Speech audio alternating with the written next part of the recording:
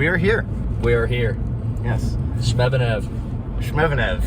Is that like Mike and Ike's? Yeah. Are we starting our own candy? I was trying to come up with an idea of what we were going to call this little thing. I was trying to come up with like Shmev something. Or just drive by. Just drive by.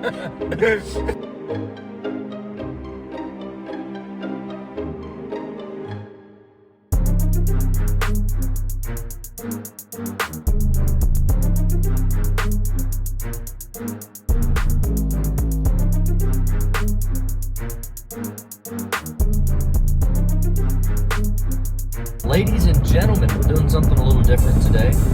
It's just me and Evan today. None of the other guys can make it. So we figured we would do something a little different and hopefully fun. Should be fun. I'm going to go pick him up and we're going to drive through, part of the area where we're from and just drive and have some conversations. We're going to ask each other some questions about ourselves. We're going to make some pit stops along the way, maybe just some places we like, or maybe go to maybe get some things we need or whatnot. It's gonna be a little different, but hopefully this is a chance for you guys that are sticking with us to learn a little bit more about me and Evan today.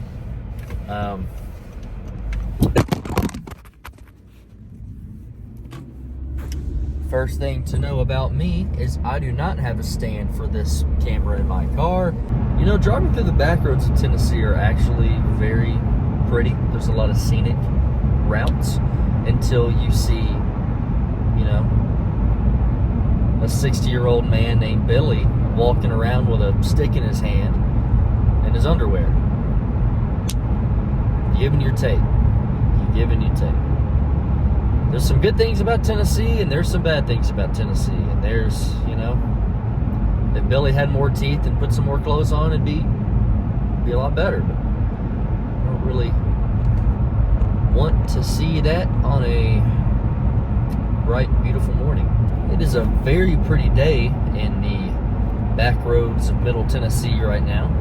Very pretty day. I've had a lot of rain this week, and unfortunately some very, very bad weather, severe weather. So it's nice to see the sun shining.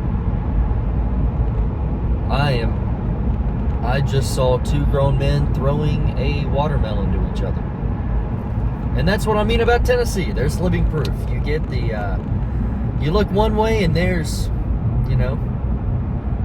God shining his light. You look the other way and there's the devil mooning you. That's Tennessee. You got a lot of nerve, don't you, baby? What y'all know about that Post Malone Morgan Wallen song? That dude is incredible. Post Malone is incredible. He is hitting every single type of genre right now. He is genreless. One of the reasons why I just love him so much. His voice is so unique. It can fit any genre he wants it to. I saw a comment the other day that said Post Malone is so successful, he's just doing side missions now. He's getting into country music. Not wrong. The dude can do anything with his voice. Amazing. Little known fact, Evan, who I'm meeting up with, has a voice of an angel and likes to sing us soft little lullabies every once in a while. But he'll never admit that. Summer break's coming up. It's hard to believe that's already here. We're literally almost halfway through 2024. How did we get here? How did we get here? All right, we're about to pull up to meet Evan. I think we're gonna get some lunch, get some lunchy, get some food. So probably start there and then can drive around. We got some questions we're gonna ask each other, and hopefully y'all can just learn a little bit more about us. It should be fun. Think like a comedians in cars getting coffee type deal, or carpool karaoke with James Corden when he had his talk show. Make some pit stops, drive around, have some conversation. Still don't have a thing to hold my camera. Oh, maybe I'll stop somewhere and get one of those. Probably not, though. Oh, all right. I'm just going to end it right here. We're here. We're here. Yes. Shmev and Ev. Shmev and Ev. Is that like Mike and Ike's? Yeah. Are we starting our own candy? I was trying to come up with an idea of what we were going to call this little thing. I was trying to come up with like Shmev and Ev's something. Or just drive-by. Just drive-by. But no, we're on our way to get food at a place called a restaurant. Yeah, it's literally what it's called. A restaurant. That would be great if it actually was called that. Yeah. We're going to eat. Oh, the restaurant. The restaurant. It's like, yeah, but which place? No, the restaurant. No, look at the menu. Yeah, look at the menu. Yeah. It's like, but what do you mean? This could be any place. It's the restaurant. The menu is just really, really vague. Like, it has like 3 sections. It's just like meat, vegetables. Meat, vegetables. It doesn't carb. say which ones. Yeah, it doesn't. You can eat anything and everything. You're like, you what want. meat do you have? They're just like, I don't know.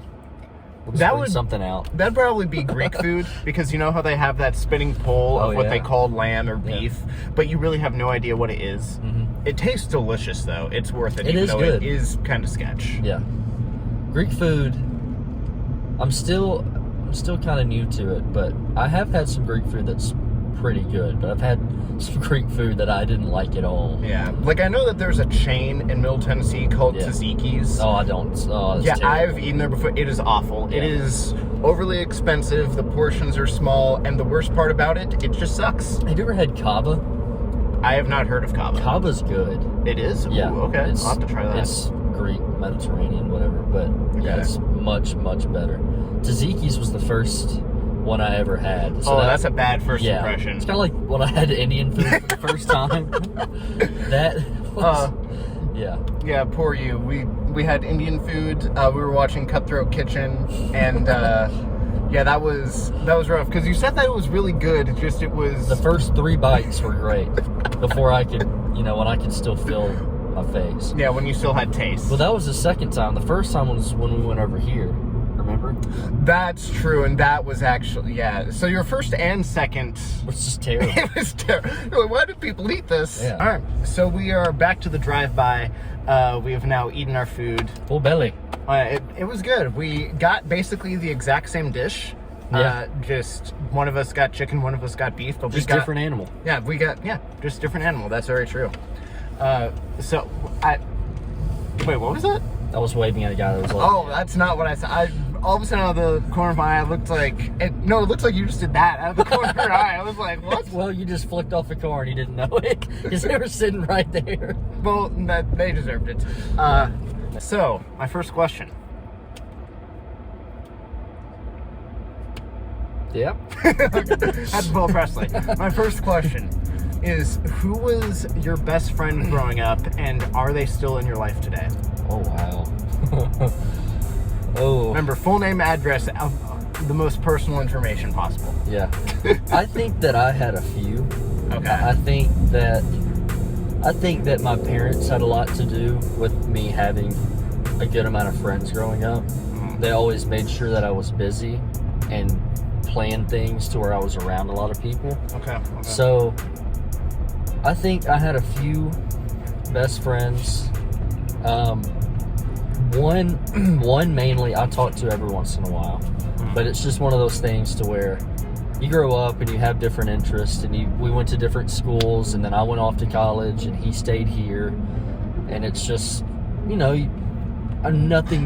he's a great dude, but it's kind of, I don't know, we just started living our own lives, and I talk to him every once in a while, but it just kind of happens like that, especially like after high school. Yeah. When you start working and going to college or whatever else. So you had multiple best friends, kind of. I think so. Okay.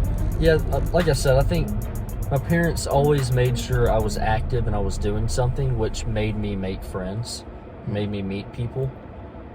Whether it was sports, a lot of it was sports, but they had like a big friend group that they would hang out with, and then their friend group had kids, so when I was around them I would make friends with their kids, and that's those were really my closest friends probably growing up, was their friends' kids, because I was around them. I was around them so much. That makes sense. I think a lot of people are like that, to where it's, the parents hang out, so then that's who the kids hang out with, or vice versa. Sometimes the kids are friends, so then the parents are like, well, I guess we'll try to hang out or be friendly with each other. No, yeah. The next one I had for you, kind of mentioned sports, was just kind of curious, because if you didn't know this, Shmev, big sports guy.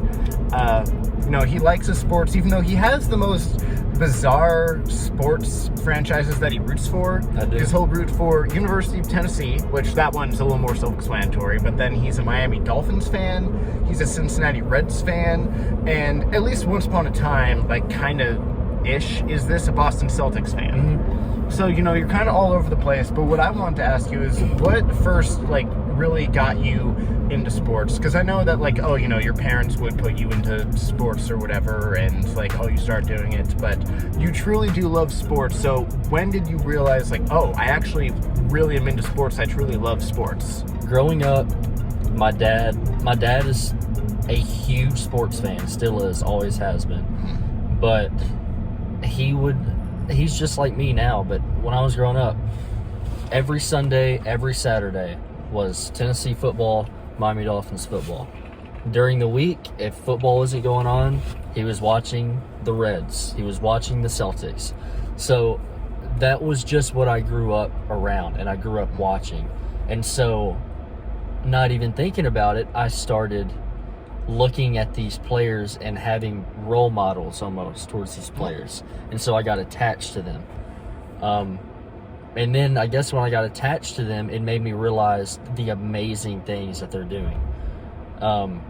So literally growing up, I was 5 years old and watching these Dolphins games religiously, knowing every player, and getting my parents to record the games so I could go back and watch them throughout the week. Oh, wow. Why did I just get beeped at? They're probably like a Bucks fan or something. Oh, yeah. So, but anyway, yeah, I just got obsessed with it as a young kid. I learned, when I got to multiplication, I was really good at my sevens. Because of football. Because of football? That's really funny. Okay, well, touchdown is 7. 7's 7, 14, 21, 28, 35, 42, 49, 56, 63, 70, 77, 84, 91, 98. I got really good at it because I can see a scoreboard in my head. But what really got me into it, I guess it was my dad, and hearing, seeing how interested he was in it, and it just, to me still, I just feel like some sports are underappreciated, and what certain athletes do are underappreciated. These guys, this is their life, and they put their body on the line to play this game and entertain people. And when you have the LeBron James of the world that are doing all these things at almost 40 years old, and he's still dunking on people, and he's an athletic just beast. That to me it's just exciting. I could talk sports all day long. But so what makes, because what you just mentioned, I didn't have this as a pre-planned question, but what makes some sports underappreciated or some sports players underappreciated? Can you elaborate on that?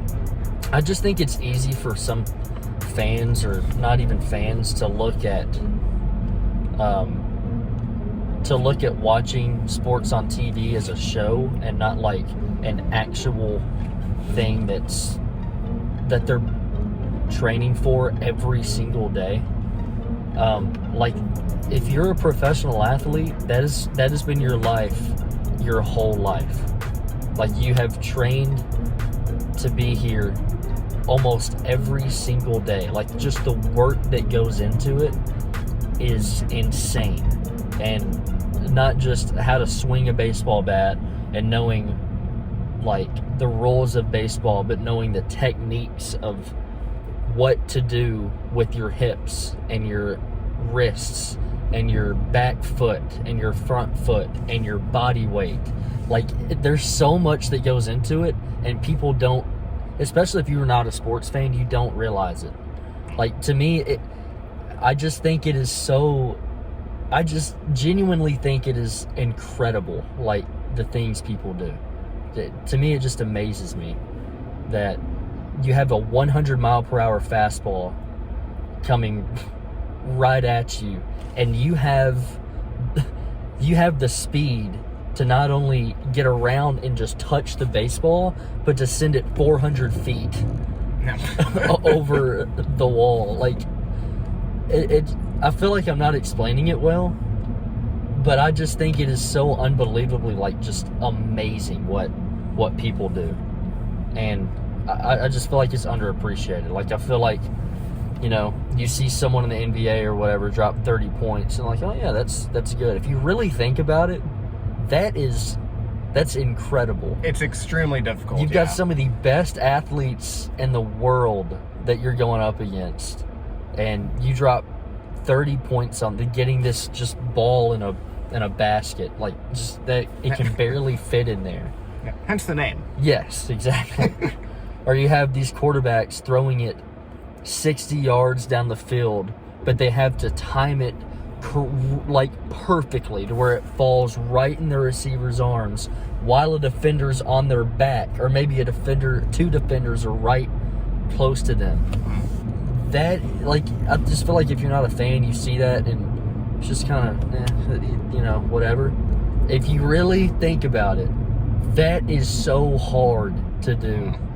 And so I just think sports are so unbelievably cool, and so it's so hard and people don't realize it. I think there's a certain, like, kind of sounds cliche, but beauty in sports to where it's different than anything else. No, I think that's fair, and I agree with what you're saying about like, there's so many intricacies and ins and outs of different sports that you don't realize, like how you watch someone and like, if you're watching baseball, then, oh, how could he swing at that pitch? Or you're watching football, like, oh, how would he miss that throw? Or basketball, how would he miss that shot? Or blah, blah, blah. And people it's don't so realize easy to do that. But people don't realize how difficult it is. Because, I mean, because people will go to, like, their local YMCA and drop, like, 12 points, and they'll be like, oh, I could be in the NBA. I'm him. They'll be like, I'm him. I hit 1 3-pointer. I can do this. But then they don't realize that, you know, it's a lot harder to do when, you know, Giannis is breathing down your neck and, you know, is 7 feet tall and faster than you'll ever be. Blocking you and everything like that. So, no, I agree with you. That is one of the cool things about sports, is that it's truly, I mean, it's not only such a high form of entertainment already with what they're doing, but it really is just impressive how some people can actually do that. Like with what you mentioned about hitting a baseball, being able to hit 100-mile-per-hour tiny little ball with a wooden stick bat, 400 feet. And you can still hit it really hard and perfect, but it's so hard for it to land. Like, baseball is the hardest sport. So you can do everything perfectly, but it's still a line drive right to center field. Like, yeah, exactly. It's just so hard. People don't realize it. Yeah, no, it's like, oh, what do you do to improve? Get lucky next time. Yeah, no, for real. You're just like, oh, that makes me feel great. If you succeed 3 times out of 10 in baseball, you are a Hall of Famer. That is very true. And that's because it's so hard. Yep, that is true. Yeah, if you're a pitcher and you're like, oh, I get out half the people that I face, it's like, that is awful, because it means that you allow half the people to be able to hit a baseball. Yeah, that's really bad. Yeah. Okay, so then for the next one, this is not super personal to you, but I have something that I wrote down 10 rapid fire questions. Oh, wow. And without any further context, or without thinking about it too much, just tell me which one. Okay. Just without thinking. Yeah. All right, are you ready? Yep. Okay, pen or pencil? Pen. Inside or outside? Inside. Logic or emotion? Logic. Oh, wow. Don't think. Logic or emotion? Pick one. Logic. Lunchables or Uncrustables? Uncrustables. Understimulated or overstimulated? Overstimulated. Summer or winter? Winter. Oh, I love winter. Sugarcoating or brutal honesty? Brutal honesty. You don't have a penny for the phone. Well, I blame Shmev on that in his left foot. Vanilla or chocolate? Chocolate. Courage or intelligence? Courage. Finally, Drake or Kendrick? Kendrick. Okay. No, that was Kendrick good. won. Yeah. So how do you feel about that? I felt like I was in therapy. Very good. Yeah, that's the whole point of this therapy session. What's the one to get stuck on? Logic or emotion? Yeah, logic or emotion. Yeah. Yeah, do things out of logic, not out of emotion. Makes sense. Yep, that's good. Alrighty. And then going back into something a bit more personal, now that we had our little mini game section out of the way, to where, you threw my phone on the floor out of frustration, is that, I hear a lot of people talk about the college experience and, this is what that means, and this is what college is meant to me, and this is what you're supposed to do. Like, people have so many different definitions and meanings for it. I want to know, what is your take on what the college experience is supposed to be, and what was your college experience? I think what it's supposed to be, college, I have always thought, is what you make it. If you go through college and you tell yourself, I just want to get through classes, and that's all I want to do, and you don't try to do anything else while you're in college, yeah, you're going to hate it. It's going to suck. If you just go through and you're like, got to go through these freaking classes, that's all I'm doing. That's it. It's going to suck. I think it truly is what you make it. But if you go to college with the idea of, okay, college actually is not just the classes. College is having an opportunity to gain experience and meet people and network and maybe make friends, or getting to certain groups. And I think you can use college to really find yourself. I feel like I found myself a little bit in college. I started to form my own opinions on certain things throughout the world, which is something that I honestly had a hard time doing before college, just because I don't really know exactly why, but got into college and I was on my own. I think that's the biggest thing. I was on my own, having to be a big boy and do adult things. So I started forming my own opinions, forming what I wanted to do with my life, and I gained experiences that I will never forget. Being able to work in UT athletics is something that was a dream, and being able to do that is literally is a dream come true. College is what you make it. I think that really is what it comes down to. I think over the past few years especially, it does have a bad rap. But for me, I think it's worth it, especially if you can gain experiences in what you want to do, instead of sitting at home and working at a job that you completely hate and not doing anything about it. Yeah. To me, what is more important? Like, going after your dreams, or sitting at home at a job you hate, worrying about money? I think it's whatever's more important to you. To me, money's not that important, and so to me, college is worth it because, again, it's not just the classes. Like, I think that's a big thing that people think is, it's just more school. I really think there's a lot more to it. I think a huge thing is actually getting out and meeting people and networking, and like maybe getting an internship or doing volunteer work. Because I really think as a college student, people are so open to having you just volunteering and helping them out, especially if you're going to work for free. Like, they'll gladly take that.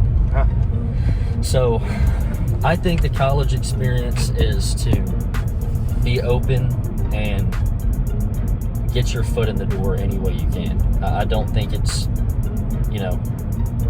classes.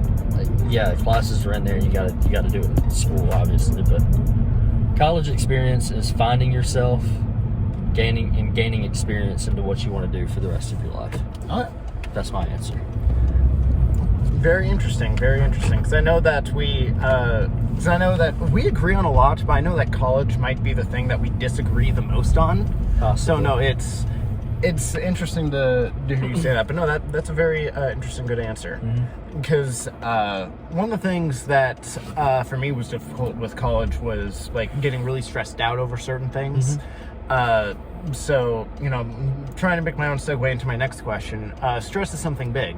Yeah. So how would you say that you handle stress, or how do you, how do you best de-stress, if that makes sense? What do you do to try to, make yourself feel more positive or in a lighter energy? Still trying to figure that out.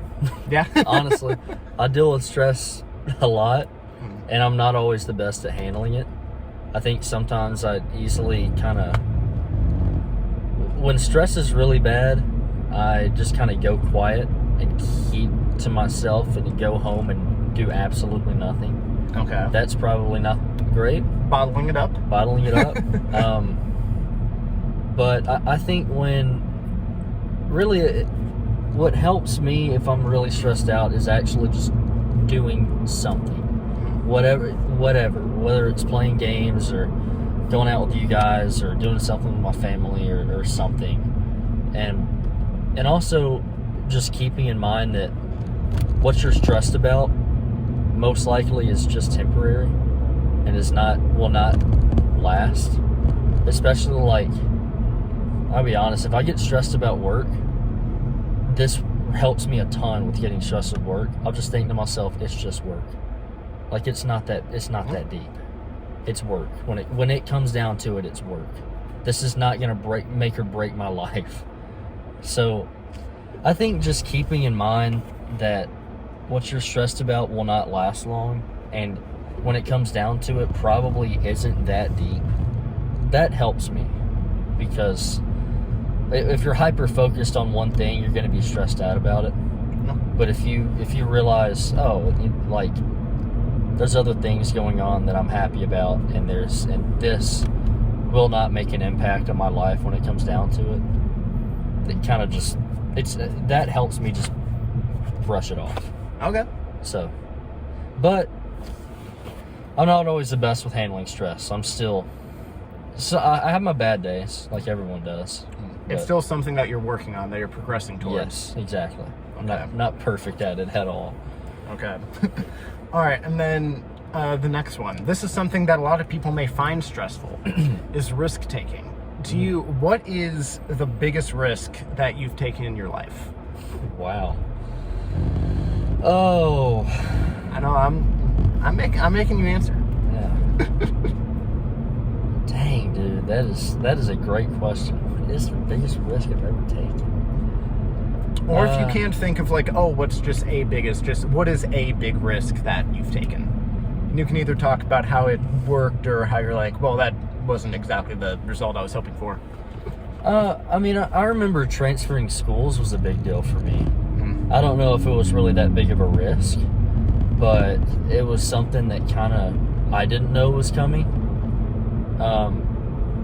Started out at UT Chattanooga as a finance major. Looking back on it, that was crazy. Yeah, finance is, yeah, it's a tough one. And I was just thinking, this is what it's going to be. I'm going to go all 4 years. And then one day I just woke up and I'm like, this is not what I want to do. This is not me. And so UT had a sports management major. My buddy Cooper was in it, and he was telling me all the good things and all the opportunities they had for students and stuff. It didn't take me long at all, and I was sending my application and ended up transferring. I don't know if that was really a risk. I don't know if I've really taken a lot of risks, honestly. Very risk adverse. I think I should, because I think it could help me, but also, it obviously can hurt too. It's called a risk for a reason. Yeah. Dang. What is it? I don't know. I don't know if I have a great answer for that one, unfortunately. I wish I did. That's fine. Not a big risk taker. Hey, that's fine, because I'm not a big risk taker either. Okay, eating that Indian food you gave me that one time. That was the biggest risk. That was the biggest risk I've ever taken. I could have died. I could have died. I laid in your bed that night with fire in my belly and regret on my mind. Oh gosh, that was regret in my mind. The biggest risk I've ever taken, right there. Was eating spicy Indian food. Yep. Wow, you're a big risk taker. I don't know about that. All right. I'm gonna stop for coffee in a second. By the way, just a little pit stop. Yeah, no, we'll do that. We'll probably make a couple pit stops during this. Yeah. At least one. Yeah. Which would, not be at least a couple, but you know what I mean. Well, I have at least one more question to ask you before, we stop and get coffee. Okay. Is, instead of talking about like a big risk in your life, because, you weren't able to answer it, what is one moment in your life that you look back on and you're like, you know what, I'm really proud of myself for that? Graduating college is huge for my dream school. That's got to be it. And I know I keep bringing up college and UT, but that's one of the biggest accomplishments I think I've done in my life was that. Because, again, not only did I graduate from my dream school, I got to work in UT's athletic department and meet some people I thought I would never meet. And I had a couple other really cool internships, too, out of that.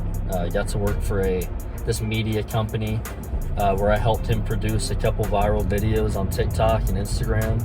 That was pretty awesome. And not only, was it just some videos, it was videos having to do with sports, and I helped get that footage and helped him create it. That was awesome. That was really cool. One of those videos, I went to this high school and it was senior night, and their manager had Down syndrome, and they let the manager suit up and start the game. Oh, really? He didn't play too long. They let him start the game, and so he ran out with a starting lineup, and everyone's just on their feet cheering for him. He starts, he goes into the game, and they let him score a basket. The other team just lets him score. Okay, that's really cool. And I got that on video, and the people in the stands flooded the court and cheered with them. It was just very, very heartfelt, and just that is amazing. It was so cool to see in person. And so that clip blew up on TikTok, I think it was a couple million views or whatever. But that was awesome. That was a big accomplishment just in the internship. But yeah, I feel like my biggest accomplishment in life, where I've felt just fully fulfilled, is going to my dream school and working in their athletic department and meeting the people that I got to meet. That will forever be one of my favorite things I've ever done. Shout out. Can you see that? Is it blurry? They can see it some. You get the point. That's my class ring. We're here at Starbucks. We're getting a drink because we are white girls. Yep. Evan's going to get a refresher, but look at it. Welcome to Starbucks. That's where you started for you. Can I get just a second, please? Yeah, take your time. She just asked me that. What do you want? I'll take a refresher. Which one? I'll take a refresher. Doesn't matter. All right, I'm going to give you the summer berry. Okay. Okay, can I get a grande salted caramel cream cold brew with an extra pump of vanilla? Oh, sorry about that. You said a grande salted caramel cream cold brew? Yes, ma'am.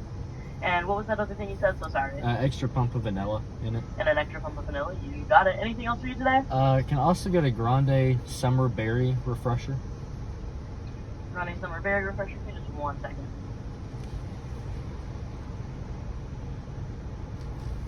So we have the stuff to make the rest of the drink, but we do not have the boba pearls, if that's okay with you. Yeah, that's okay. Alrighty. And were you wanting to get the summer skies drink, which is with coconut milk, or the summer berry with lemonade or water? Coconut milk. Alrighty. Anything else for you today? That's it. Alrighty, there'll be $12.84 at the window, and I'll see you there. Thank you. Yeah, we're white girls.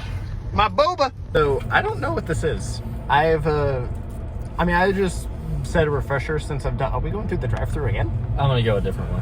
Oh, okay. Yeah. So we were... the curb here. Oh, okay. Yeah. It looked like we were going through the drive-thru again, so I was like, what? Oh, another drink. Yeah. Let's do it again. This is not the type of refresher that I've seen before. It's blue. There's coconut milk. But yeah.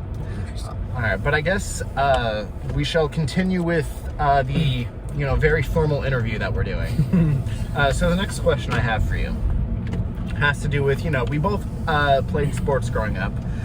One of those was baseball. I forget all the other sports you played, if you played any others. But why don't you talk to me about because I talked about your love for sports, how you got into that, but what was it like actually playing sports growing up? Yeah, that was by the way, it was weird. This almost, if I take off the lid, like, will you try it from like over there or something? Yeah. It almost tastes like an icy, but like liquefied and served at Starbucks. I don't know how to describe it. That is not too shabby. It's not too shabby, but do you know what I'm saying when it tastes like an icy or something? 100% right. Why does it taste like that? I don't know. That is... Wow. Okay, Spurts. Yeah. Spurts ball. Anyway. As I'm drinking my liquid icy from Starbucks. Yeah, that was a big part of my childhood.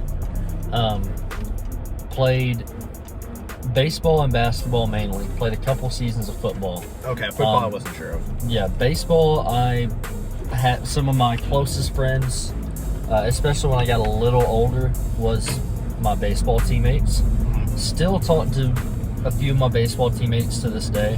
Well, you know some who got drafted. Yeah, I do know one was in the Cincinnati Reds organization. Now he's in the Blue Jays. He got traded for an all-star. Yeah, he did. He can claim that. One of my teammates got traded for an all-star.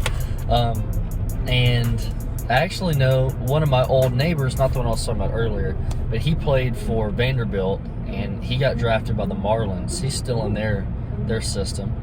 And I got a couple more there in college that might get drafted. But yeah, I was able to play with some cool people that are doing some cool things now. But yeah, I've always been very, very competitive. So sports for me was fun, but like I wanted to win every single game. And so I would do whatever I could for us to win. Did you cheat? No, not cheat. So not everything you could have done. Yeah. Yeah, it was. So I played Little League baseball, and honestly got pretty good at it. And when you're in at least the league that I played in, at the end of the season, the coaches will vote on like the best players in the league, and they make the all-star team. And then that all-star team will go up against different districts around. And if you win your district, then you go to state. I was able to go to state a couple times. That's really cool. That was really cool. And when I got to a certain age, some of those players I was on the all-star team with, we ended up just playing together for a few years, and we played really well together. We formed a travel ball baseball team. That travel ball baseball team was easily the best team out of any sport I've ever played on. Okay. That would make sense. We were ranked number 1 in the state out of all travel ball teams our age that number year. 1 in Tennessee. Number 1 in Tennessee. And we even went to our age World Series in Gulf Shores, Alabama, where we placed 6th in the nation. Wow. That I did not know you were ranked that highly. I knew you were good. I didn't realize it was that high. Yeah, we did. It was like 30-something teams at the World Series, and we went pretty far. Wow. But it was 6th or 7th in the nation that we finished. That was like the highlight or peak of sports when I played. That was so cool. And I'm not confident in many things, but I was pretty confident that I was a good ball player. I do think so, especially in baseball. And that has a lot to do with, this is going to sound like a sports interview, but it really does have a lot to do with the really, really good teammates that I was able to play with. And I had some really, really good coaches who pushed us hard from a young age. Yeah. And you're probably thinking, like, they pushed you hard, like when you were, a kid, like 12 years old. They did. But I appreciate them so much for that, because there's a method to it. There's a method to it. Yeah. I mean, we did so good as a team. I mean, really good. It's still online. You can look up our team. It's still on Google. I won't say the name of the team, but yeah. So they pushed us hard, and not only, was it fun and we got to win a lot of games or whatever, I learned things that have lasted with me forever. I've learned, discipline, work ethic, even like stuff like time management, like people skills, like you really can learn a lot from youth sports and playing sports when you're young. So I loved my time playing sports growing up. It was great. Got to meet a lot of close friends and people that I still talk to this day, and even played with people who are, possibly working their way to the major leagues apparently. Yeah. So that part's really cool. That Are they broken down? Oh, I guess There's someone broken down right in front of us. Yeah, Or- I guess it kind of makes sense. It's I won't show you just because we would be giving away the license plates, but Yeah. it's a very old pickup. I was wondering why I was sitting like that. Yeah. Oh, well, somebody. Someone is running to his truck. Yeah, he's literally running over. Oh, he's gonna be nice. He's gonna help him push. Oh, that's nice. Good Okay, guy. this is just like a great guy, and he's trying to help him push, and he's, he really cares about, because he's not like a big guy either. So he is a he's petite man. We'll just say that. Like, he's not a little person. not but, big in stature, but big in heart. Yeah. He's not a little person, but if you had a movie about a little person, you couldn't find one. Oh my god. He could play it. He could be that guy. We'll just say that. But that doesn't mean anything strong though. That man is pushing a pickup truck He that's is. broken down the road to the side of the road. Yep. Okay, he might be small, but he's jacked. He's Even if got he doesn't look like, he's jacked on the inside. Yeah. Height of a little person with the heart of a giant. It's just Probably the shoe size of a toddler. I'm just saying. just gets more and more offensive as we keep going. Like, we're like, no, you're not getting the picture. What I'm saying is he's small. He's a small man, but he's a nice guy. Shmev also learned that from sports. Yeah. Small people can still do big things. Yep. Look at Muggsy Bogues. All right, 5'3", but could dunk a basketball. Yeah. That's impressive right Yeah. there. All right, so getting back on track. So with sports and all that, one of the things I wanted to ask you, again, it's not exactly about you, but you mentioned how much sports did for you. Because I wanted to ask, do you think that everyone should give sports a try when they're young, or do you think that's something where just, you can or you don't have to, or is it something where, no, everyone should experience at least, like, trying to do some sort of sport? I don't necessarily think everyone has to. Like, there's definitely other things that you can get into, like, that can help you get the qualities I feel like kids need when they're growing up. Mm-hmm. For example, Presley, Leighton, and Zach were in band growing up. True. So that they probably have the same deal as to where they learned a lot of stuff growing up that are still with them today. I'm sure. A lot of hard work has to be put into their concerts and whatnot. And it's probably a lot of practice they have to do, and they'll probably mess up the songs, whatever they're doing for a while, but they'll eventually get it. So put their head down and push through adversity, kind of like you do in sports. But it's definitely, I think it'd be awesome if a lot of people tried youth sports, but I think just as long as, I really do, I think kids should just be involved in something at an early age to help develop certain skills. You think like maybe be like as a team of some kind with other kids? I think that's really important, because most people are always going to be some part of a team, especially when you get older and you're working. Yeah. So I just think it's really important to just even learning skills that aren't involved with a team, just like people skills, like learning how to talk to people, learning how to hold a conversation, and learning, honestly, just respect for other people too. That goes a long way. It really does. So no, I don't necessarily think everybody should just give it a shot. I think it'd be cool to see more people playing sports is awesome, I guess. But I just want to see people involved in something at an early age. I think that is important, and that's something. Whenever I have my own kids, I would love for them to get into sports. But if they're just like, no, I absolutely do not. I at least want to make sure they're involved in something, because that'll lead to skills and things that'll last with you, and you'll remember forever. I feel like. So, yeah. No, that's very interesting. So I'll give you a second, give you a little coffee break, because I mean, granted, I drink fast, but I'm already halfway done with that. You still haven't enjoyed. What drink did you order again? This is a grande salted caramel cream cold brew. # not sponsored. With an extra pump of vanilla in it. Ooh. Not a white girl. Just a white man. I was just going to say that. Who has white girl tendencies sometimes getting their Starbucks drinks. Yeah. So if you're not a white girl, but you're a white man, does that make you like you're halfway? Like when on the coffee meter? No. What do you mean? What do you mean? I mean, like, how do you normally take your coffee? Is this like the type of orders that you normally get? Okay. Yeah. I like my I'm coffee. trying to make a political statement. No. I like my coffee to be sweet, but not overly sweet. Like, you're not just going to take like black coffee. No. Okay. Like, this is a cold brew, and a lot of times cold brews are a little more bitter, but it has some cold foam on top with some vanilla in it too. So it's not a full-on latte. I've become more of a cold brew fan because it's slightly bitter, but it's a little sweet too. I guess I just like it right down the middle. Like, kind of sweet, kind of not. Like the most fence sitter position you could hold. Yes. Okay. Yeah. Yes. I don't want it. I don't want like a milkshake.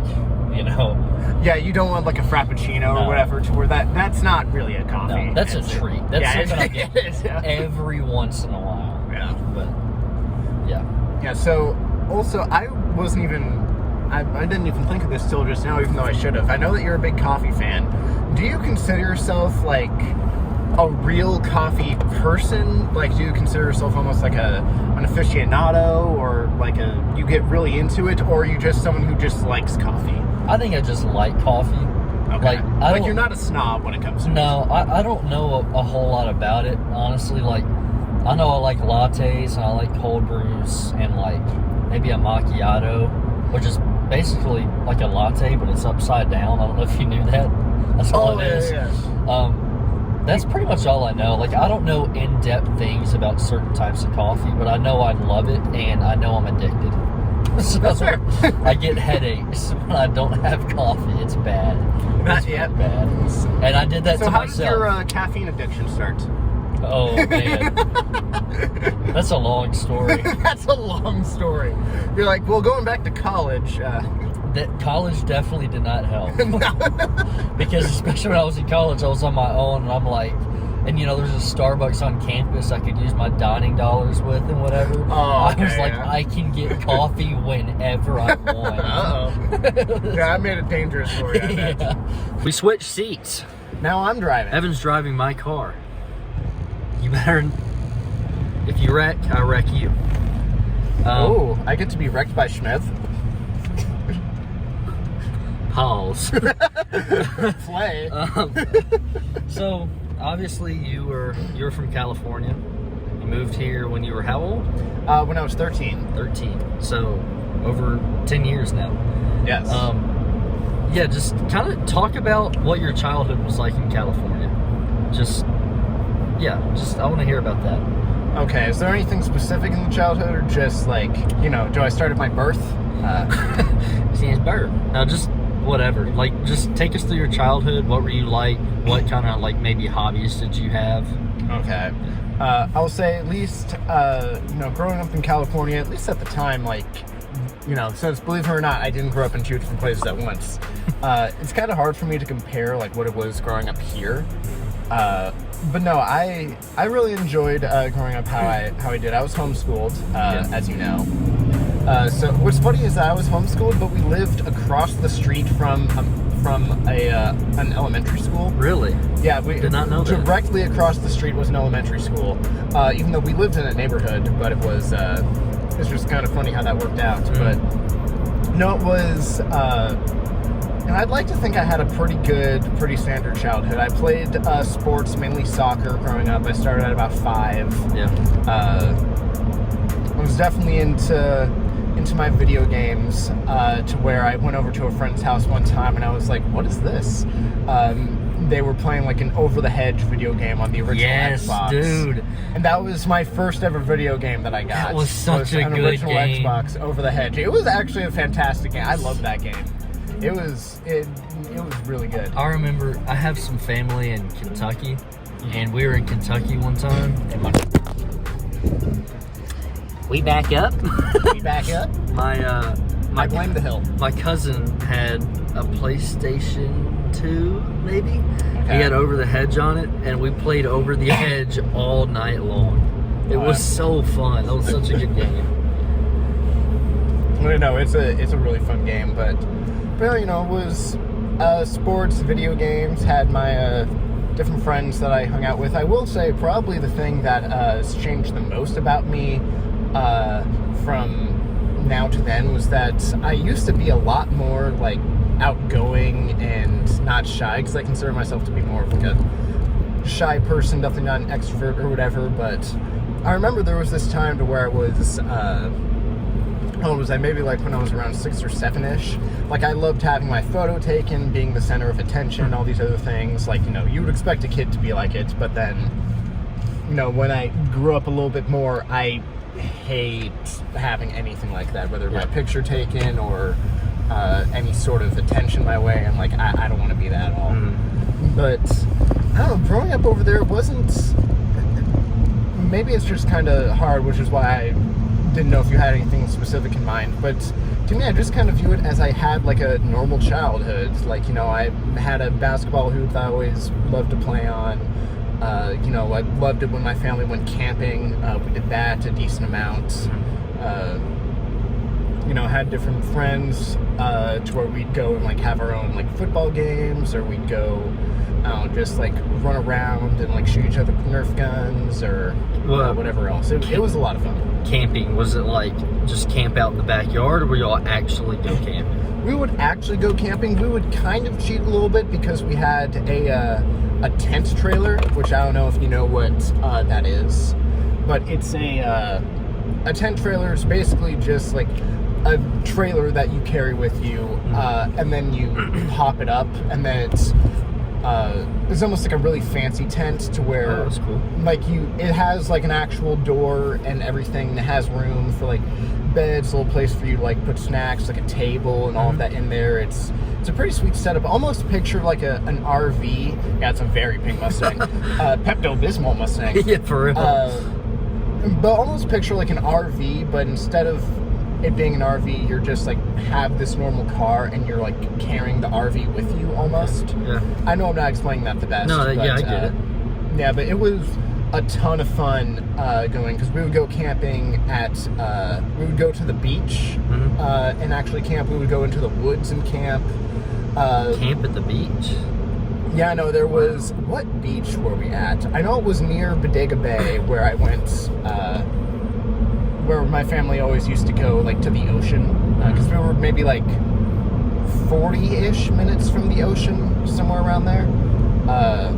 But yeah, we always used to go to Bodega Bay, and there was a place that you could go there to camp on the beach, and that was probably my favorite camping spot. That's really neat. I loved going out there.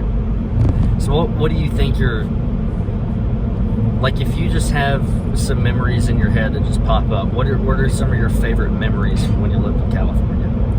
Some of my favorite, I mean, camping is a big one. I know I just talked about it a decent bit, but that is something that I truly loved, because sometimes my family would just go camping ourselves. Sometimes we would end up going with like a church group or with some family friends or whatever. But I always loved camping, whether I meant like I get to go fishing with my dad, get to go out and just run around, have fun, whether we're like roasting marshmallows at a campfire, playing games. Like, camping was something that I truly loved doing out there, which obviously you can camp in Tennessee. I mean, Tennessee has a lot of places you can camp. Just believe it or not, I don't think I've ever actually camped here in Tennessee. Yeah. So I'm scared of bears. You're scared of bears? Yeah. Well, California has those too. Yeah. But No, I've done a lot of camping in my life, but it's been so long ago. So even though you can camp anywhere, I always associate it with California. So camping in California was a lot of fun. What were some of the other things I liked about California? I'll say, I mean, the ocean is definitely up there. I loved going to Bodega Bay was the main one, to where it's not like Southern California beaches, it's more Northern California, to where instead of like, oh, you go out there to tan and surf and all these different things, it's more of like rocks and like bigger waves and very cold water. Like if you've ever seen the Hitchcock movie The Birds was filmed in Bodega Bay. Oh, cool. So that's kind of its claim to fame. Yeah. But you could go there, the like redwood forest. California, Northern California, has a lot of beautiful scenery. So I miss a lot of that about it, and have fond memories of that. What else do I have fond memories of in California? Or that's like specific to California? The homeless.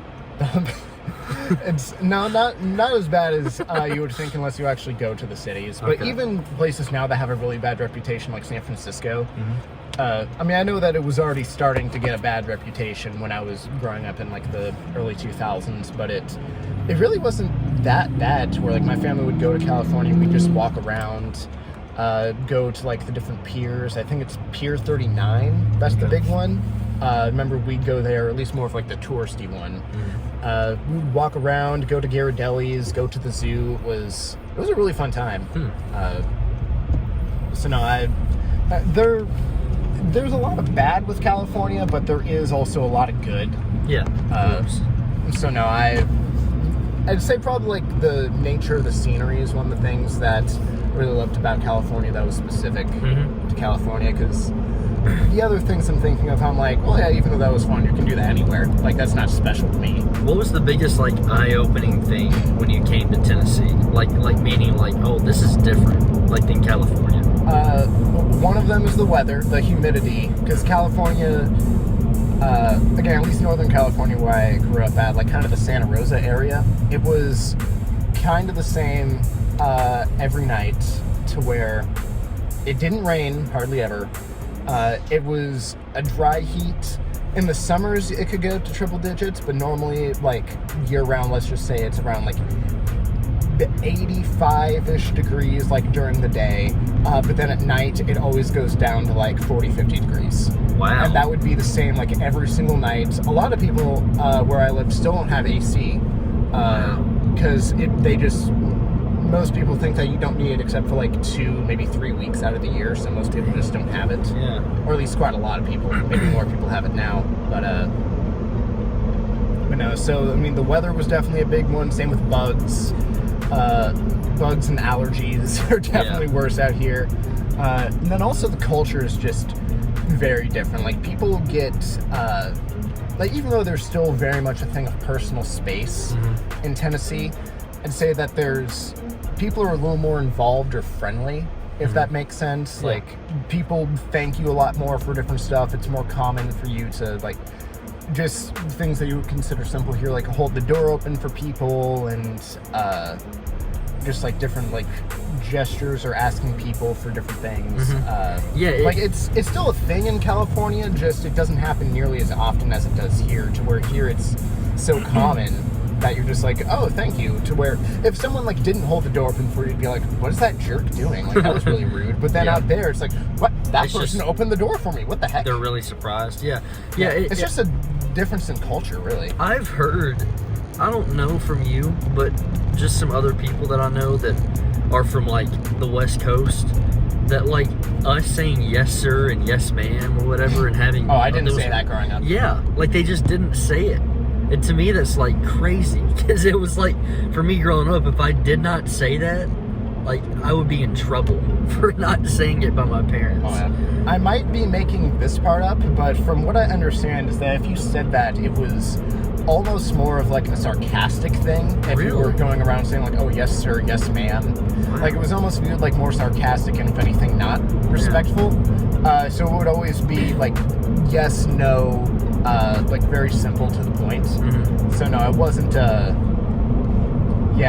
it was weird when I came here and all of a sudden everyone was, yes, sir, yes, ma'am. And because when I first moved here and other people would be like, oh, what do you say, kids, to the adults? And everyone would be like, yes, sir, yes, ma'am. You're like, don't yes. say, yeah, don't Yes. say anything. No. Yes, no. They'd be like, why are you calling him sir or ma'am? I'm like, am I supposed to? I'm like, I've never done that before in my life. Was there like a southern phrase you heard right after you started living here and you're like, what on earth That's does literally that mean? every southern phrase I've ever heard. It doesn't matter what it is. It could be something about buttering a biscuit. Yeah. It could be the devil is beating his wife. It could be any of these weird there are so many weird sayings that I feel like people just make up, and I've never heard them before, even to this day. And I'm like, that's not a saying. They're like, oh, you never heard of that? I've been saying that my whole life. I'm like, that can't be true. That just can't. What is this? This is not real. Do you feel like you fully understand the culture of like Tennessee yet, or are there still things where you're like, what does that mean, or you don't really understand it? I think for the most part, I'm starting to understand it more. Sometimes there's still like accents that are a little more heavy, or like some verbiage that I don't fully understand. Yeah. I've finally gotten used to, when I first moved here, one of the things that confused me is when people say like, I don't even remember the verbiage exactly, but people would be like, oh, I could do that, or I like would something do that, or whatever else, and I'm like, what are you talking about? What? Okay, talk about only in Tennessee. We just saw a pickup truck. That's not the weird part. We just saw a pickup truck, and it had a cooler in the bed, but there was a German Shepherd that was on top of the cooler in the bed, not strapped down, not anything. The German Shepherd could easily fall off. There was just a German Shepherd chilling on top of a cooler. That dog has balance. That's impressive. That German Shepherd, So sports were at least pretty big for you growing up too. Probably not as big as for you, but they were big for me as well. So talk about just like, I know you went to some San Francisco Giants games growing up. Just talk about like basically the teams you followed growing up and what it was like to be able to go see them close to where you lived. Okay, yeah, because where I lived, again, it was kind of like the Santa Rosa area. Which is roughly like an hour north of San Francisco. I mean, it depends on traffic. Could be less, could be a lot more. But about an hour north. So, I mean, out there, you would root for basically like the San Francisco teams. So like the San Francisco Giants, the 49ers, the Warriors, even though at the time they were Oakland. But, I mean, that was just the Northern California basketball team. Because who's really going to root for Sacramento? Let's be real. Yeah. So, I mean, you'd root for more of for those teams, because even though Oakland had teams, not very many people actually rooted for Oakland. Because they all sucked. Yeah, because they're about to not have any professional sports teams, which is weird to think about, because they had the A's, the Raiders, and and the Warriors, And the Warriors. And then the Warriors moved to the other side of the bay, and Raiders to Las Vegas. Here's Las Vegas. The A's eventually to Las Vegas, at least for now, to Sacramento. Yeah. They're playing at the Giants AAA stadium, the minor league stadium. Gosh, that's so bad. Yeah, it's ridiculous. But anyway, those were the teams that you really root for, because, again, unlike here in Tennessee, college sports is not really a big thing out there. And it is maybe because we just didn't live near colleges. Like Stanford was probably the closest. That's a major school. But it's like, there's not really such a thing. Like when I moved here and everyone was talking about college sports, it was like, why would I ever care about college? Yeah. Like I don't understand why I would ever want to watch that or follow that. Probably bigger than pro sports here. Here it definitely is. Yeah. Sorry, I'm watching this person's hand do weird things. What they're doing. Sign language. Yeah, someone's hand is just like doing this outside. Outside of their window. Number 5. To be fair, there is a hill here. Yeah. So yeah, you obviously played youth sports too. So let me get your take on it. What do you think? How much of an impact can youth sports do for the development of kids, and what do you think it did for you? I think it's really good. I'm really happy that I was involved in sports, because I mean that's how I ended up meeting my best friend in California, was through soccer. That's something that, taught me, like, whether it's, well, not what taught me the value of, like, hard work or leadership or this or that. Like, it didn't teach gave you me an those example things per of se. it. Yeah, but it gave me an example of it. Yeah, thank you. So no, it was, there's this guy just randomly crossing the road in the middle of the street. Almost got hit. Seems like a nice guy. Yeah, seems like a nice guy, even though if he would have just gone like 30 feet the other way, there's a crosswalk. But anyway, sorry, there are just some people I cannot stand. That's another thing about Tennessee. Driver's ed should be a thing here. Yeah, Driver's ed is not a thing here. Yeah. We're in California and like 45 other states, it's mandatory. Yep. But Tennessee, it's like, we'll just give you your license. Like, you don't really need to prove that you can drive. Yep. So, I mean, it's, sorry, slight tangent, just, why Tennessee? Okay, anyway, freedom. USA. USA.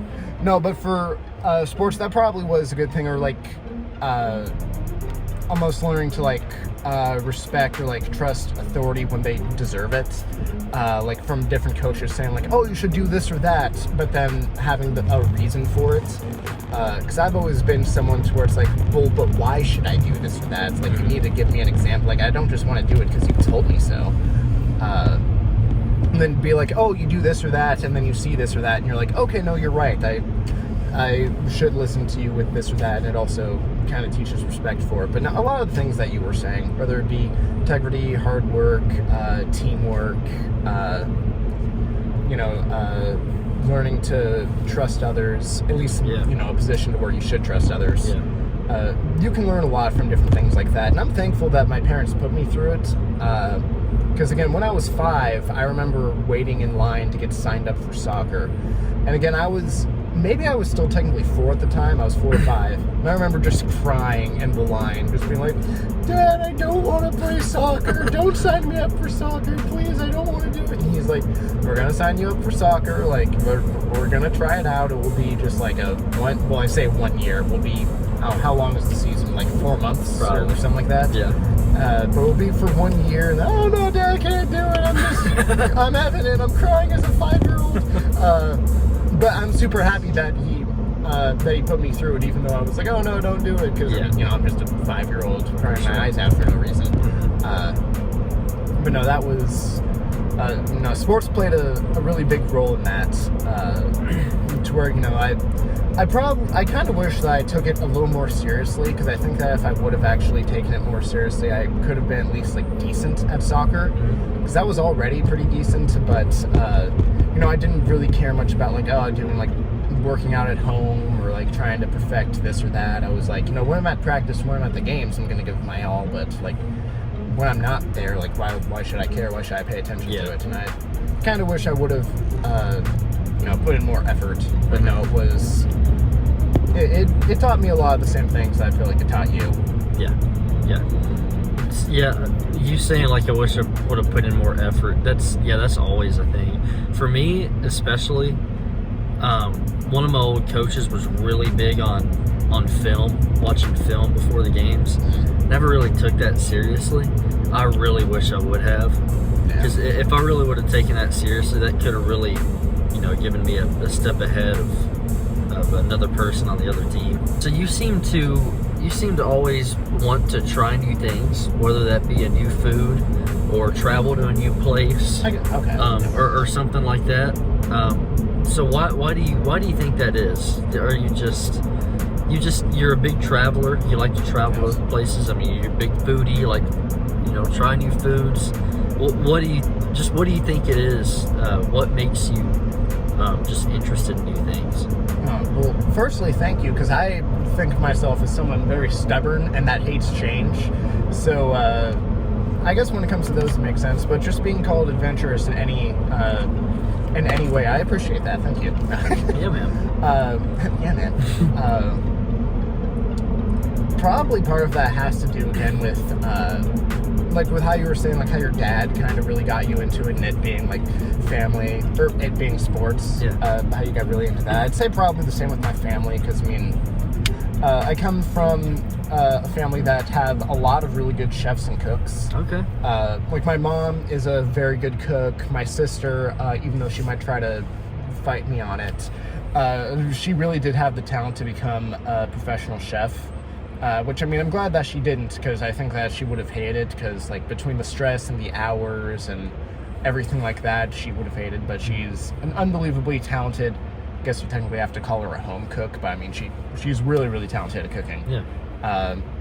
So, I mean, when it comes to trying new foods, that was always something to where, like, where we'd eat a lot of different things. Like, we definitely had some nights to where it's like, okay, we're just going to have hot dogs or hamburgers or whatever else. Mm-hmm. Like, we definitely had a lot of those, but we also had a lot of, like, oh, we're going to try, like, this cuisine. Like, we're going to have Thai food tonight, or we're going to have, like, this or that. It wasn't just... It just makes dinner fun, too. It does, yeah. It's fun to have something different. It's fun to not have every night to be exactly the same, but no, my parents, and I guess specifically my mom, but my parents in general were always big on, like, making sure that I try different things and I don't just be one of those kids that I only eat, like, chicken nuggets and mac and cheese. Yeah. Like how I need to eat more than just that. Yeah. So I mean, that's probably something that I grew up trying lots of different foods, so I kind of enjoy that now. Like, oh, I want to try this seafood that I've never tried before. I want to try this cuisine that I'm not as familiar with. I want to do this or that, and then it's really the same with traveling, because I've been to 45 of the 50 states and U.S. That's crazy. U.S. What the heck?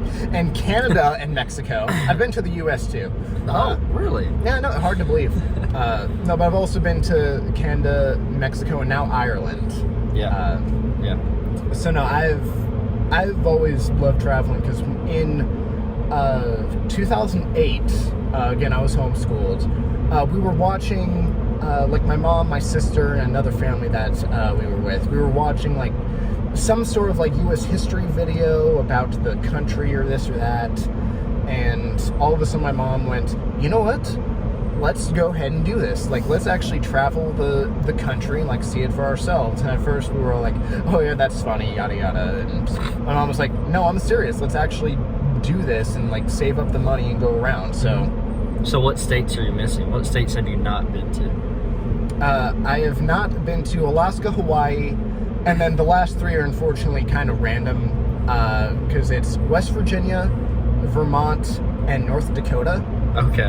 So, I mean, they're kind of like, oh gosh, I have to make a trip to North Dakota so I can... West Virginia is not too far away. No, and it's you the can... southeast. Yeah, no, you can drive, like, through West Virginia up to Vermont and whatnot, so, I mean, those are... Yeah.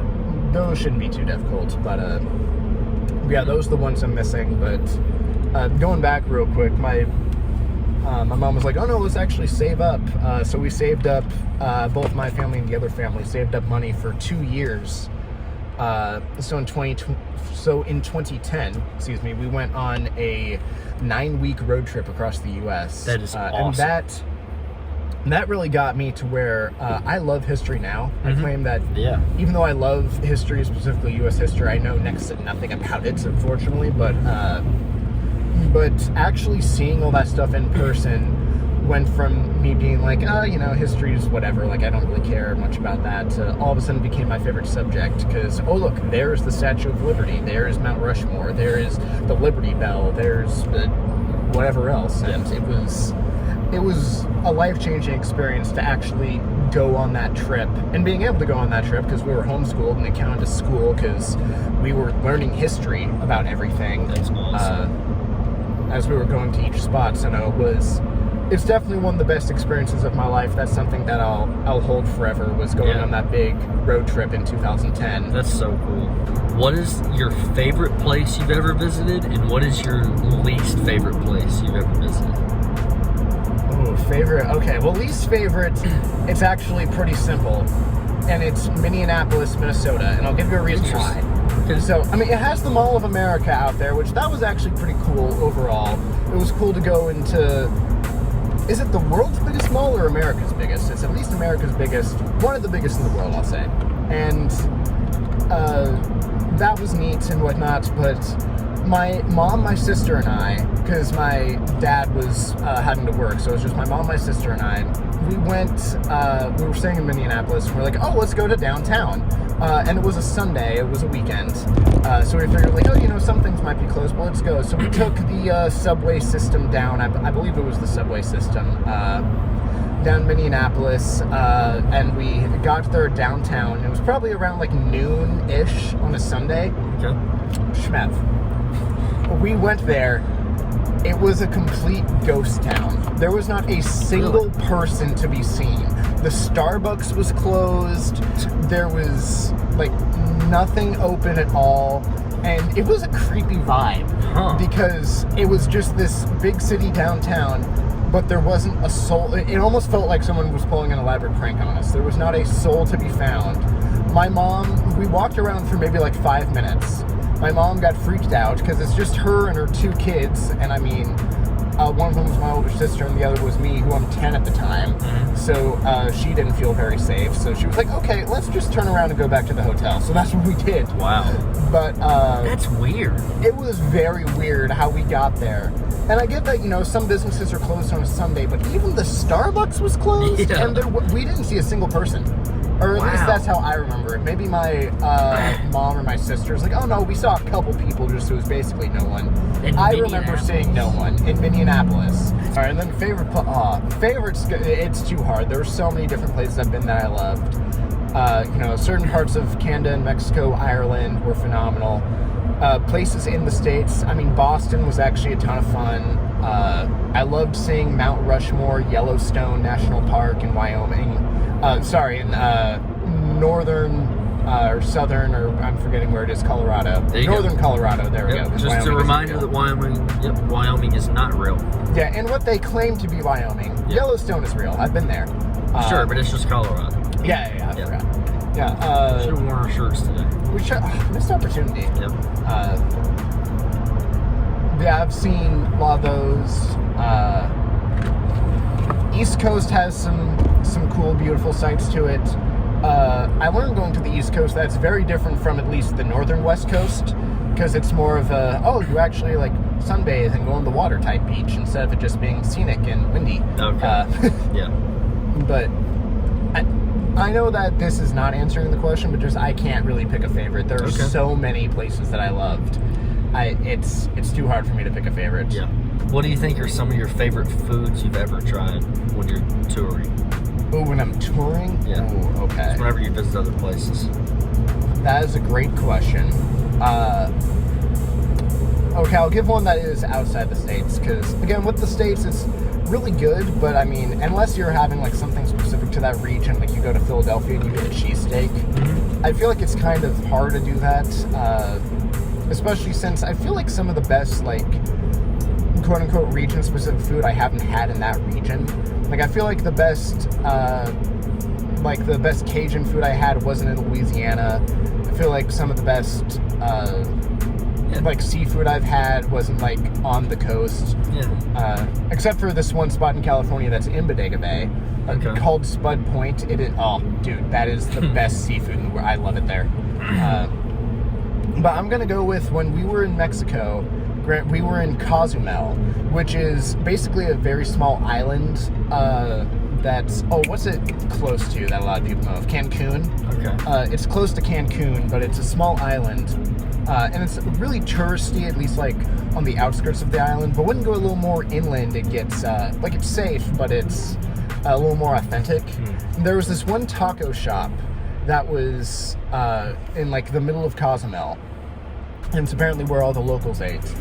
And oh my gosh, I would pull up the picture if I could do it fast, but I'm driving, I don't know exactly where it is on my phone. This tiny little taco shop for like 3 huge tacos and really good chips and salsa. It only cost $3. And it was some of the best food I've ever had. It was tacos al pastor, which is it's basically pork, for those of you who don't know, but it's really good. It can come with like some pineapple, almost like a sweet, spicy type aspect to it. But dude, that was some of the best food I've ever had. Sounds good. It was phenomenal. And I was like, okay, I see why all the locals eat here. Just like their simple little street tacos for $3, which is cheap to us, probably not super cheap to them, maybe. But it was, dude, it was phenomenal. I I just love trying new different foods, as you know. I'm always down to try something at least once. Yeah. Except maybe like sea urchin, because I haven't heard a single good thing about sea urchin in my life. I didn't even know you ate that. You can, yeah. Oh gosh. Or that one, or what's that one fish that I think is a Japanese delicacy that's is it puffer fish? To where Pikachu? Pikachu. Yeah, no, I'm serving up some tasty Pikachu. You know, sometimes it's a little burnt, but no, I forget if it's pufferfish or something to where you have to prepare it in a specific way or also die from eating it. But it's considered a delicacy if you eat it the right way. Like, that's something to where I'm like, I don't know if I want to trust the chef that much. Absolutely. To where if he didn't prepare it properly, I just die. Could you imagine being the chef cooking that? I would be so scared. I would be terrified. I couldn't do it. No, I know I kind of went all over the place with that question, but no, I love trying new things, and if I had to pick one thing that was like my favorite, it would be those tacos down in Mexico. I think I kind of know, but so you met Zach playing baseball. Yes. Same team, right? Yes. I remember Zach's first impression of you because, like, which I didn't know. you were faster than him or something, and he didn't like that. Because I was the fastest kid on the team. Because I never played baseball before, so they were all 12 and I was 13. Mm-hmm. Plus, at least for me, like the height I am now, I'm 5'9" now. I was probably like 5'7", 5'8" by the time I was 13. Wow. So I mean, I grew up really fast, but then all of a sudden I just stopped and stalled. Yeah, like I was probably like 5'7", yeah. Kind of, in all honesty. Yeah. To where I at first I was like, oh man, I'm gonna be like 6'3" or whatever, and then I just stopped growing, and I'm like, well, God, I trust you, but like, why? Yeah. No. God, lift me up.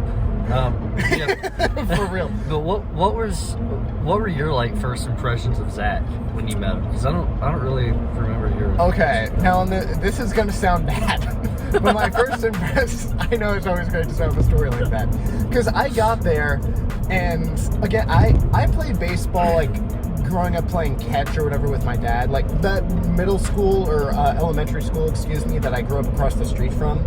Like my dad and I would go over there, and we would like hit, like he would give me a bat and I would like hit tennis balls that he pitched to me, or he would throw me like pop flies and I'd like run to go catch them. And we just play catch. Like we did that a decent amount. So I never played baseball before, but I mean, you know, I would do some different stuff with my dad. Which is the whole reason why I was able to play in the league, even though I was a year older than all the other kids. Okay. They were like, oh, you know, it's not that big of a deal. You never played before. You're only 1 year older, so you can do it. But, but no, I got there, and I was able to probably, like, throw the hardest. I ran the fastest, just because, I mean, I was just the most grown up out of all of them. Yeah. Like, it even, like, we were doing, like, sprints or races with the different kids, and even, like, the really small kid, but he was, like, really fast, I was even able to beat him out, to where, like, the coach challenged me to a race, which he won, but even he did that. So I guess, like, I had people's attention, which I didn't even realize, because, again, I was just there, like, oh, I hope I'm good enough. Yeah. And I remember Zach, I didn't know it was Zach at the time, of course, but, so to me, this kid... This bald kid. This bald... Caillou came up to me. No, he had hair at the time, believe it or not. He came up to me after the first practice. He was like, oh, hey, by the way, you're really good, or like, oh, good practice, or whatever. And I remember just being like, oh, thank you. Like, I was very surprised and taken aback by it. But I didn't really know who he was, and we went on like a few practices, and just, this is where I said this is going to sound bad. I never noticed him. I never really thought anything about it. Because he was just some other kid on the baseball team. Because, you know, at this point, like, you know, I'm definitely not like when I was 6 or 7, where I said I was like really outgoing and loved the attention and whatnot. I definitely grown out of that by then, so I was definitely very shy, kept to myself, like didn't really like speak too much or do this and that. So how we like initially met or became friends is that my mom and his mom, we ended up going to a local Mexican restaurant, or they ended up going to a local Mexican restaurant, and they brought us. They just brought because me and Zach. They met each other from y'all's team. Yeah, they met each other from our team. So they were like, oh, you know, we we're new to the area, we get along, and, our sons are on the same baseball team, so why don't we go have lunch together? Yeah. So I remember we're there, and our parents are talking, or our moms are talking. Zach and I are just kind of there, sitting awkwardly, like 13, 12. We're not talking or doing anything. And then somehow Tim Hawkins, the Christian comedian, gets brought up. And we were like, oh, he's really funny. Yeah, he is really funny. Like, oh, I loved when I got to see him in person. You saw him in person? I saw him in person. Oh, that's lit. And then that's how it kind of started. And then Zach will also tell you this, but I remember the first time I went over to his house, we went up, he had a basketball hoop like up on the hill. Yeah. So we went up the hill to the basketball hoop, and I remember Zach just telling me these really like weird stories about his family, or about like ghosts and spirits and these different things. Yeah. And I remember just being there like, what is this kid talking about? Like, what is happening? Like, you're telling me about like, how this like house got burnt down or whatever. I forget all the details, but you just started telling me all this stuff the first time I came over, and I was like, I don't know what to do with this, man. I thought we were just gonna be shooting some hoops. And you were like, how old were you? Like 14? No, I was still 13. He was 12. So you had just moved here. No, yeah, I was. Yeah, it was about like a month after I moved here. Okay.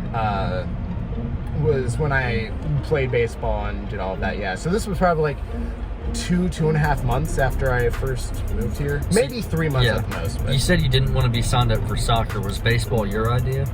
Did you? Want to baseball do that? was my idea. Yeah, because for me with soccer, I loved soccer growing up, and I was, again, pretty decent at it. I think I probably would have had a chance to be a decent college player if I would have, like I said, actually like tried more and put in the effort, because I really didn't, if I'm being honest. But no, I had like some of the worst coaches ever. 1 year, and they completely ruined the sport for me. I forget her name and the assistant coach dude, but they were awful coaches. Yeah, I mean, that takes a life out. Yeah, they were like, at least to me, they felt like rude, and not like criticism rude. They just felt rude to most of the other kids. They weren't really teaching us anything. A lot of the practices were just doing free kicks, which, if you don't know what that is, that's basically just like kicking the ball to the goal. Yeah, you're just kicking the ball to the goal, basically. Like, sometimes we would run drills, but not often. And it just was not a good experience whatsoever. So that kind of ruined soccer for me. That sounds terrible. Yeah, so I'm like, you know what? Let's do baseball instead. I'd rather do baseball. Yeah. I didn't really love the coaches that we had, to where it was hard for me to honestly respect their like opinion on different things, or to trust them. Yeah. Like, there was one thing to where they were wanting me to change my batting stance with something. I forget what it was, but they were wanting me to change something. And I remember I did not get a hit for like the next 3 games or whatever. And I was like, okay, I'm having enough of this. And I switched back to my old batting stance, which, I mean, I'm sure fundamentally was worse probably, but I switched back to my other one, and I had a 3-hit game. Wow. So I remember just after that being like, yeah, I don't want to listen to these guys. Take us through your how college was for you, because I know it was definitely a little different than my experience. You went, around, at least around where you lived and stuff. So what was that like for you? Oh yeah. So for me, college was something that, because I really do enjoy learning and improving. But I always hated school and tests. And a lot of that can come from my dyslexia and being a learning disability or whatever else, and that make me more difficult. But I always hated school. So when I finally graduated high school, I was like, I don't even know if I really want to go for college. But my parents talked me into it because I was able to take advantage of Tennessee Promise, which is basically that Tennessee Promise. If you go to a community college for consecutive semesters, and you do enough volunteer hours and whatever else, they'll basically pay for it. Yeah. I mean, they'll pay $2,000 of it, but because it was a local community college, that basically paid for it all. Exactly.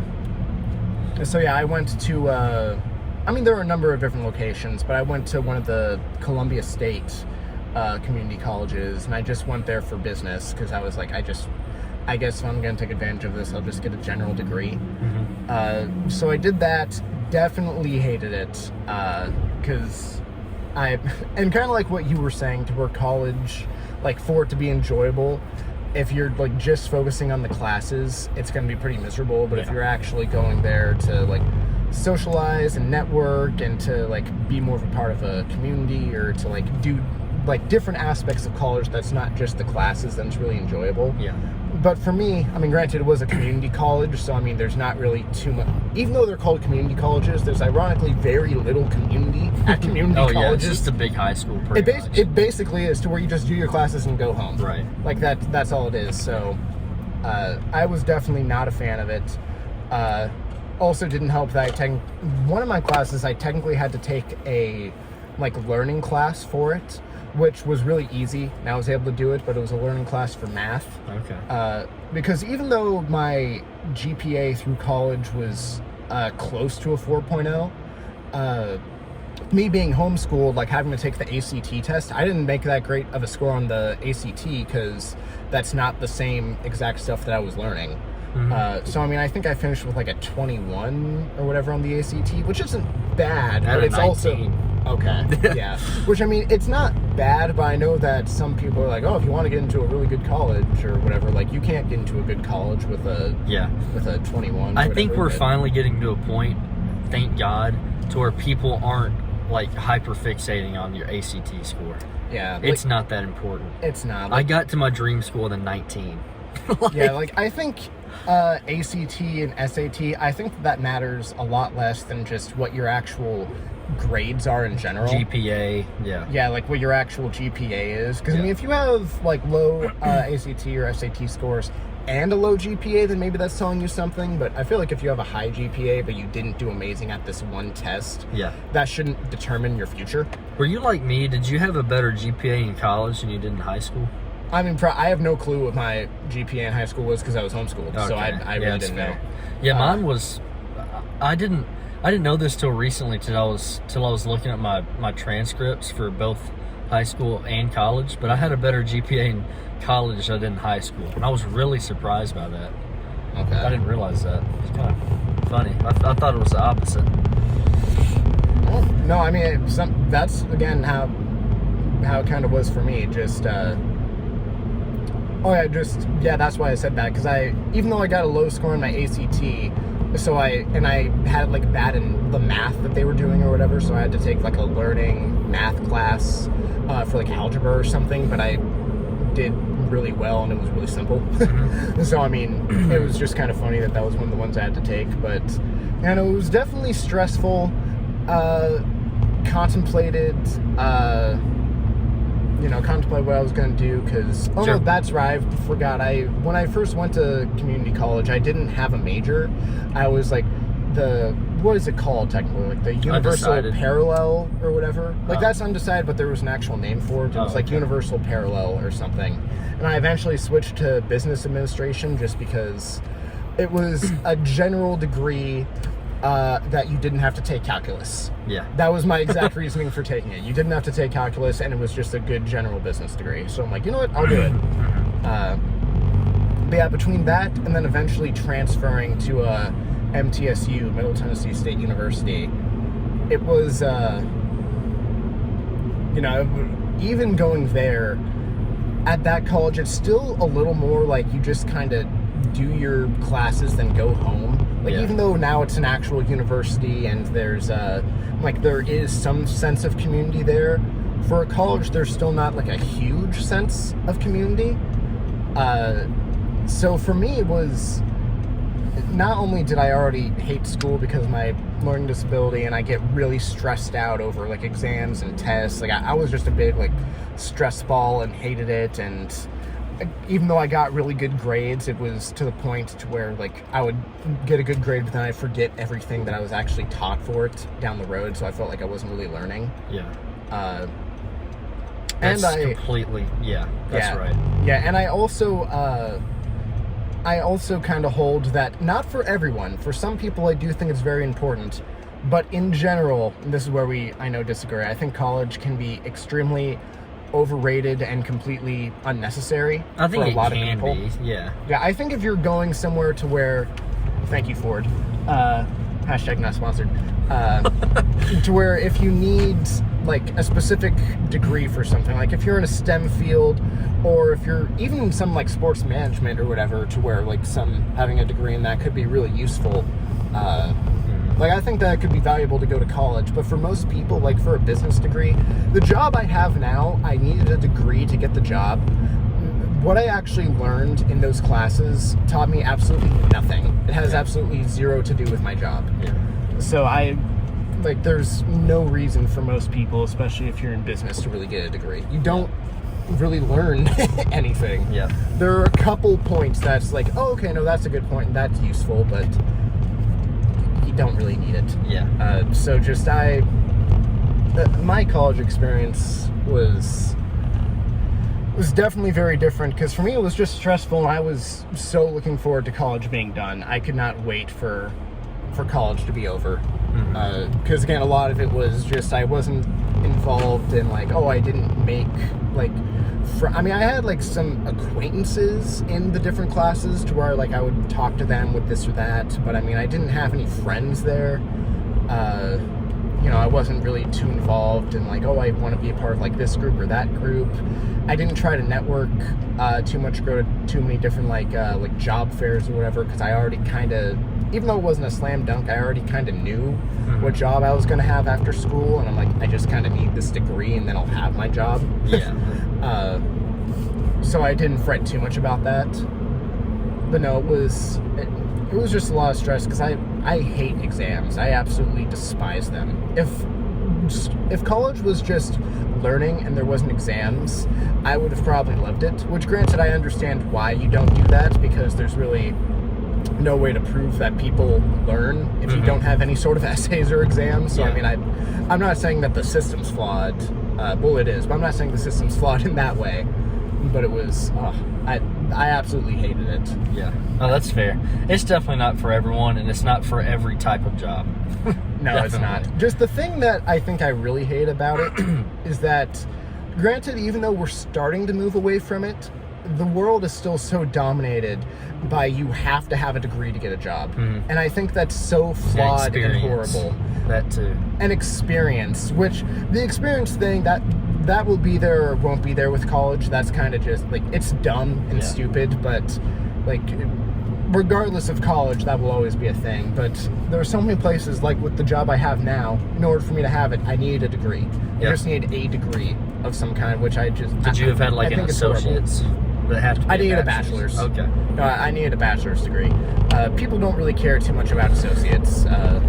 But everyone cares about a bachelor's degree for some reason. And I think it's just ridiculous that in order to get a job that has nothing to do with your degree, you have to spend 4 years at college and spend a ridiculous amount of money on something, especially if you go to a school that has a larger name. Yeah.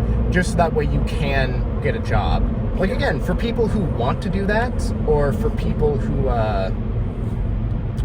who need it, like, again, if you're in like a STEM field or more of like an actual specific something to where a degree is needed, that's fine. Like, I respect that. I understand that. I think college is a good thing, but for most people, I think college is a scam. I really do. That's, yeah. And I know scam might seem like a bit of a dramatic word. I am fully mean it. Yeah. It's so ridiculous. No, yeah, I agree. But yeah, there, like you said, there are those select type of professions to where, I mean, really the only experience you can really get is actually going to school. Because I don't know how else you're gonna like get that experience. But yeah, for like business or like entrepreneurship or something like that. Oh yeah, that's such a dumb degree. Entrepreneurship. Yeah. Well, there's even other ones to where, like, I thought, because I really like the subject, how I mentioned history, I thought about maybe becoming a history major. But I thought, okay, even though you kind of just need like a degree in something, at the same time I was like, okay, at least like a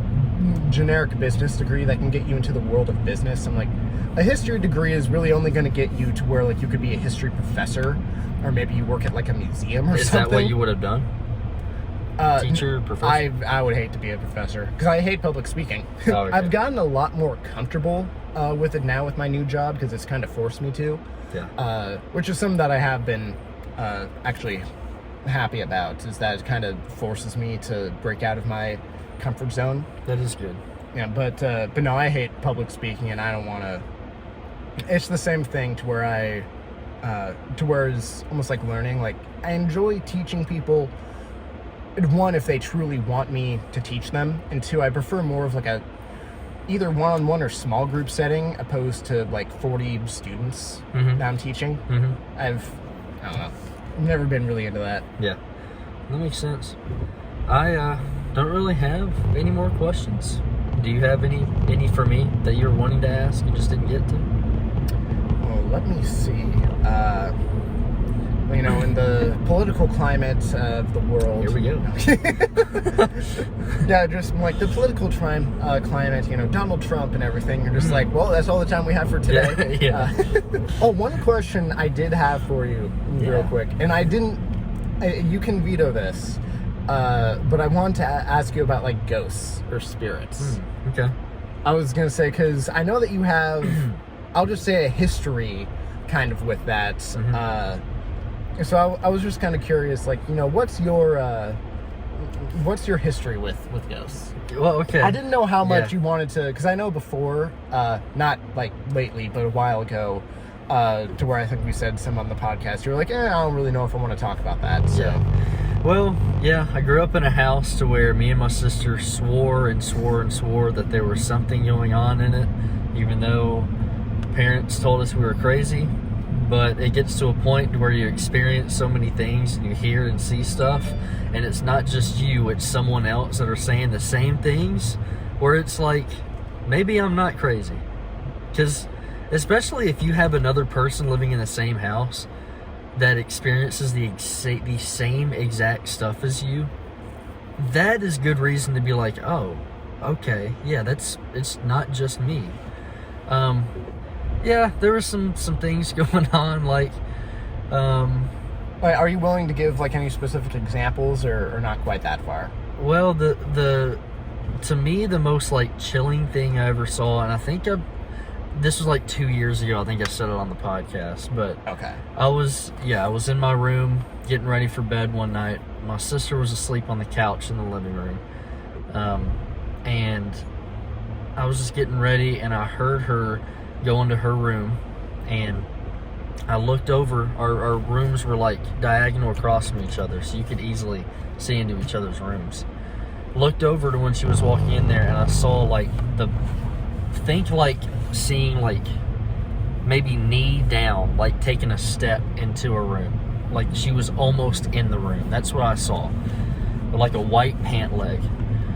And so I was like, good night, and she wasn't answering. I said good night a few times. She just wasn't answering, so I just figured it was just my sister being annoying. I'm like, oh my gosh. So I went into her room, being like, good night, and the lights were off and no one was in there. And she was still asleep on the couch. That was the first thing I ever saw. I was like maybe 12. But before that, I had heard a bunch of times throughout the night, like dishes, like think of like a fork hitting a plate, like clanking up against it, but not just like a bing. It was more like a bing, bing, bing, bing, bing, and it would stop. Bing, bing, bing. It was like stuff like that throughout the night. I would hear footsteps, and you know, that can be easily said as, it's an old house, the house is settling. That is fair. But I would also hear my name when there was no one else in the house. That was scary. And even as we got older, like a door slammed in my face one time when I was running in my room. I'd forgotten something. I was going out with friends and I forgot something in my room. I was running back, and a door it literally just slammed in front of my face, right in front of me. Me and my sister were out with my dog one time, and there was a huge slam in the kitchen, and it was a cabinet that my mom had left open all day, and it like slammed shut, like just knocks up against walls, and My sister has heard her name too, and it's just, there's a bunch of stuff, and it's nothing that was too big, but it was just enough to make you feel really creeped out. So yeah, my sister has experienced the scariest thing, but I still will not even talk about it on camera. She easily experienced, even thinking about it gives me chills, but I won't even talk about that. Oh yeah. But yeah, Zach has this thing that he talks about to where like all supernatural or just demons. I don't know. I don't know what they are or whatever. All I know is I know what I experienced, and I felt like I was crazy for a while until my sister started experiencing the same thing. And it gets to a point where it's like, okay, you know, seeing that foot go into my sister's room is probably not the house settling. Like, you can try to make excuses for everything, but if you really think about it and be like, okay, let's try not to make myself seem crazy about this. I don't know. It's up to you whether you believe or whether you don't. I always didn't believe and didn't want to believe, and everything I would experience or hear, it was just like, oh, it's nothing. It just gets to a point where it happens so much and different things happen so much that you don't experience, that's new, to where it's like, okay. Ever since I moved into this new house, nothing like that. And that's another reason to where it's like, this is a lot different. So do you truly believe that the house that you used to live in was haunted? I do. Okay. Like 100%. And yeah, my sister's the same exact way. And what's funny is, like, I have cousins that told me the house creeps me out. There's a specific spot in the house that multiple people have said creeps them out. And it always creeps me out. Was it under a vent? No. It was, there was a spot in the corner of the living room where there was old, like, antique stuff that my grandmother kept. And for some reason, it got to a point I could not be in that room alone. So it had like a weird spiritual vibe it to it? It just was weird. You ever just felt like someone's looking at you or just watching you? Okay. Exactly like that. It was really, really, really strange. I can't describe it, because it's only that. I've never experienced it in any other part of the house or anywhere. It just felt like someone was constantly looking at you, and you could tell it was on the left side, nowhere else. I don't know how to describe it. It's just strange, but yeah, and it's multiple. Like, of my cousins and like a couple of friends have told me.